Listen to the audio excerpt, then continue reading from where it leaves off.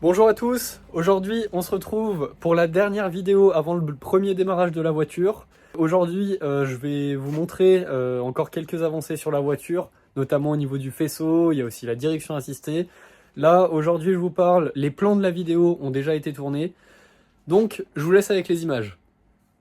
Bon les gars, actuellement là je suis sur la direction assistée, voir comment ça va passer. Alors, on va pas s'emballer. Mais ça a l'air de super bien se présenter, ce qui est quand même assez rare, donc on va en profiter.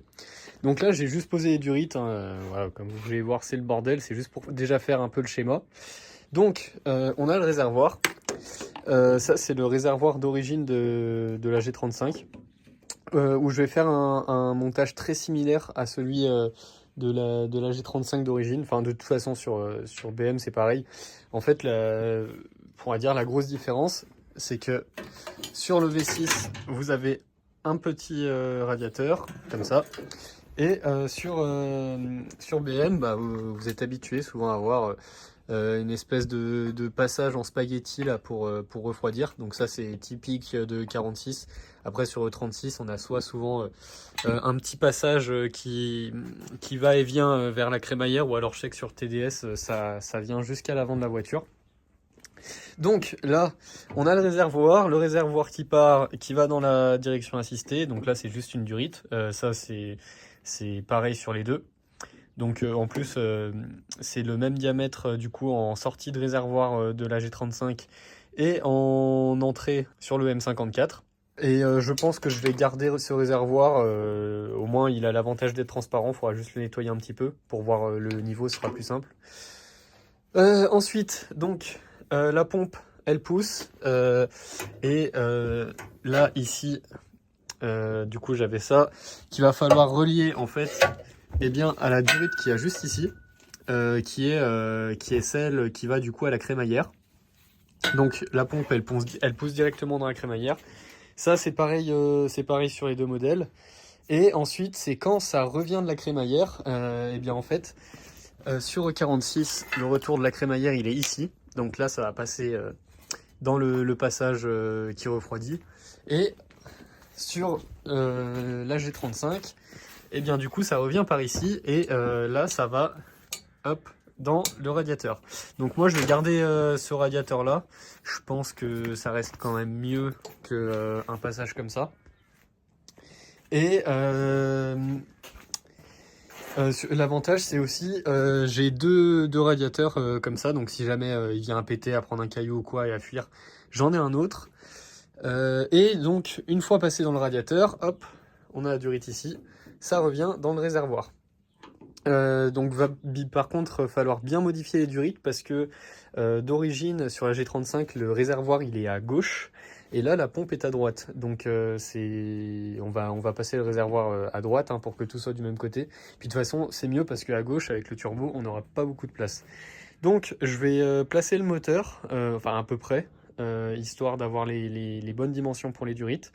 Et ensuite, la seule durite qu'il faudra vraiment qu'on puisse faire de bons raccords, du coup, ça soit celle-là qu'il va falloir modifier pour aller jusque là.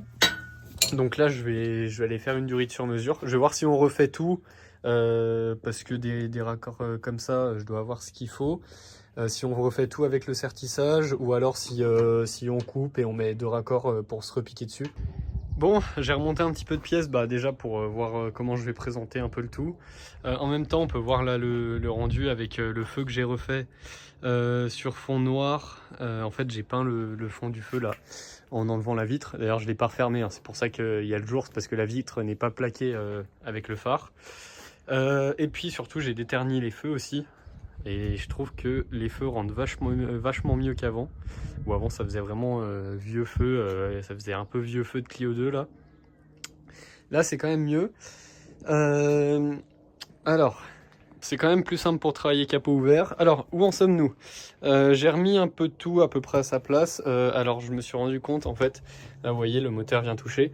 C'est parce que j'ai mal remonté le support moteur de ce côté-là.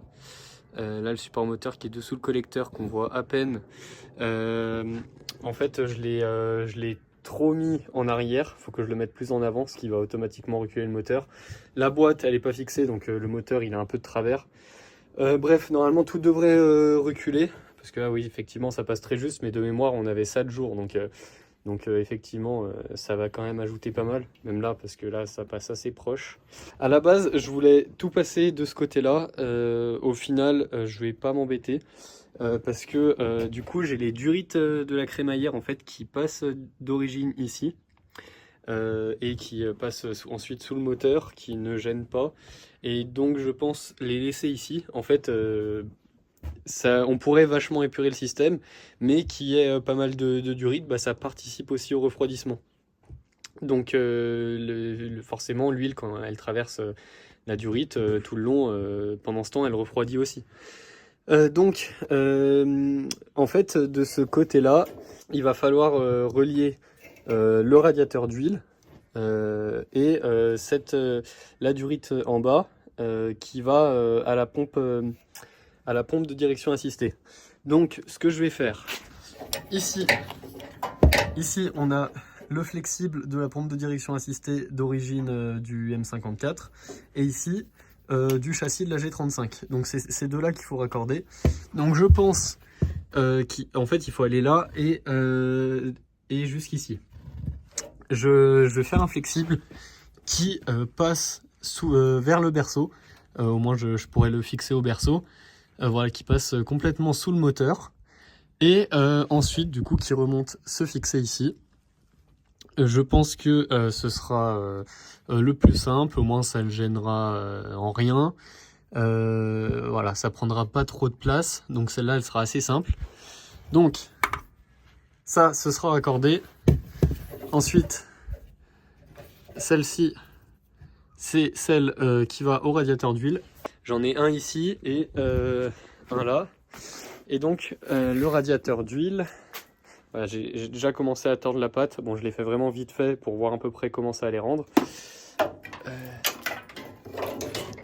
En fait, je vais voir pour le mettre ici. Voilà. Et la pâte qu'il y a en dessous, du coup, la fixer sur la barre qui passe en travers. En fait, comme pour le radiateur d'huile ici, et le radiateur d'huile de DA, je vais le fixer de la même manière ici.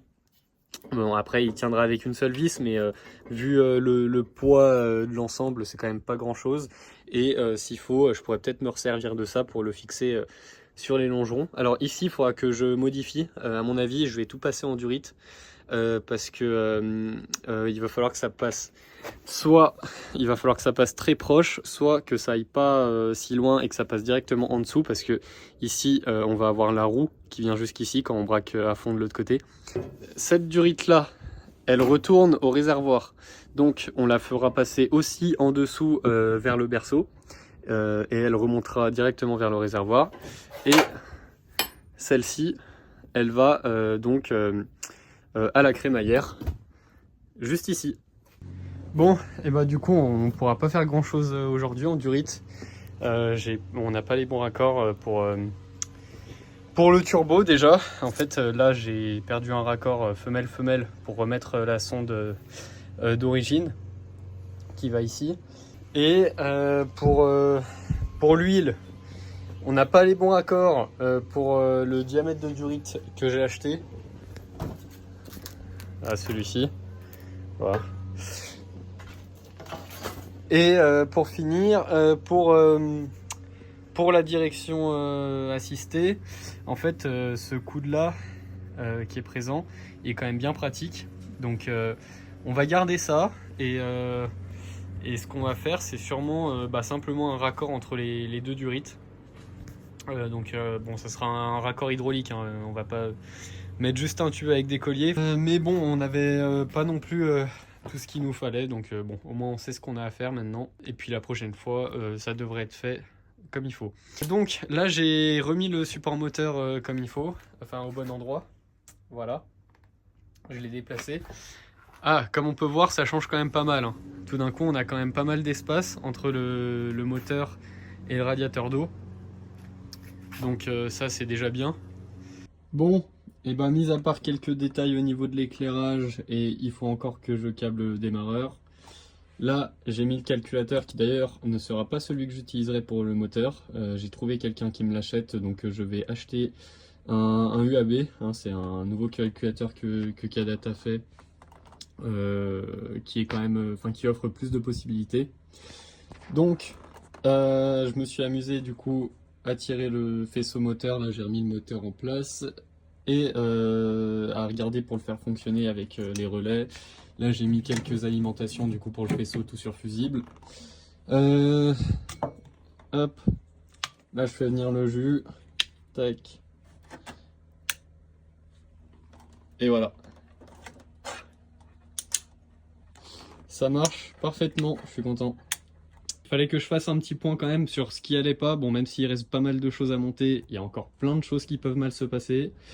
En premier, derrière cette poulie là, on a un joint SPI, juste là, qui a été rentré beaucoup trop profondément et un peu à l'arrache. Donc celui-là, on verra si ça fuit. Ici, le régulateur de pression, vu le jeu qu'il a, ça c'est un classique.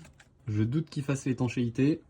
Sur cette rampe que je dois condamner, ici, j'ai mis un bouchon qui fait propre, donc ça va. Par contre, de ce côté-là, j'avais rien trouvé. Du coup, j'ai mis un joli morceau de scotch. Et pour finir, quand on a resurfacé la culasse, ça a été fait à la traditionnelle. Et du coup, il y a quand même pas mal de traces qui se sentent un peu à l'ongle, même si c'est pas une grosse différence.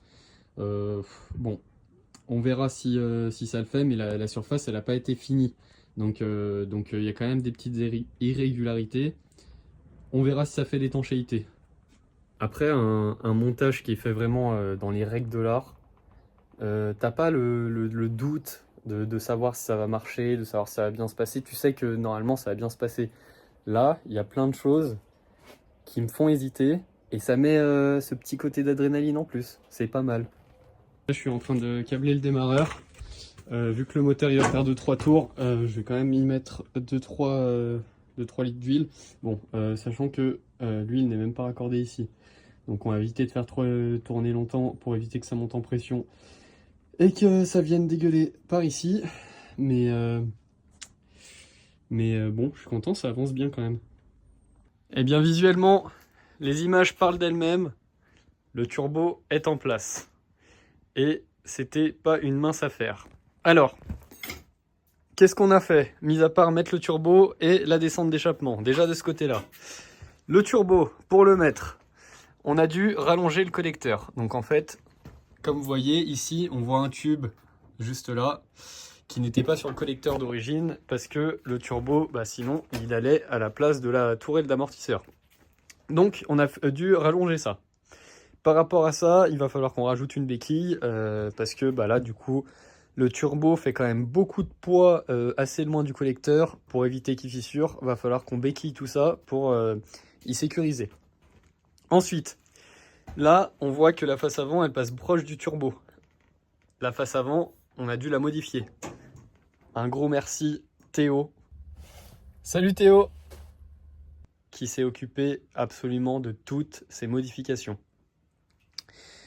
La face avant, on l'a rallongée. Donc, une fois qu'on a rallongé ça, on a aussi découpé les fixations qu'il y avait ici pour le radiateur, qu'il va falloir refaire pour ravancer un petit peu le radiateur aussi. On a dû remodifier toutes les autres fixations, celle de l'échangeur, celle du pare-choc qu'il va falloir remettre aussi. Ici, on a la Westgate qui est en place avec son joli tube qui crache vers le bas. Assez simple mais très fonctionnel. Ça sera très bien pour ce qu'elle doit faire. On a aussi du coup la descente d'échappement qui était assez chiante à faire, parce qu'en fait, juste derrière le turbo, il n'y a pas énormément de place. Donc on est assez vite parti avec un gros coude. Ensuite, on l'a fait passer assez haut pour qu'elle soit assez éloignée des bobines. Là où sur la 325i turbo, j'avais fait une descente d'échappement qui passait assez proche des bobines. Là, Théo n'a pas fait mon erreur et l'a fait passer assez loin pour éviter justement de les faire chauffer. On a posé la bande thermique, comme ça c'est fait. Et elle descend jusqu'en bas avec sa bride pour accueillir la V-bande. Donc, la partie échappement sous le capot c'est fini. Alors sur le moteur, j'ai remonté l'admission. Il me restera le papillon installé.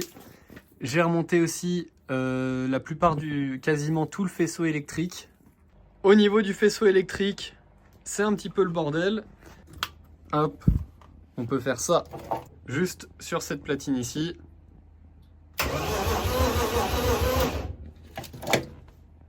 Le moteur tourne.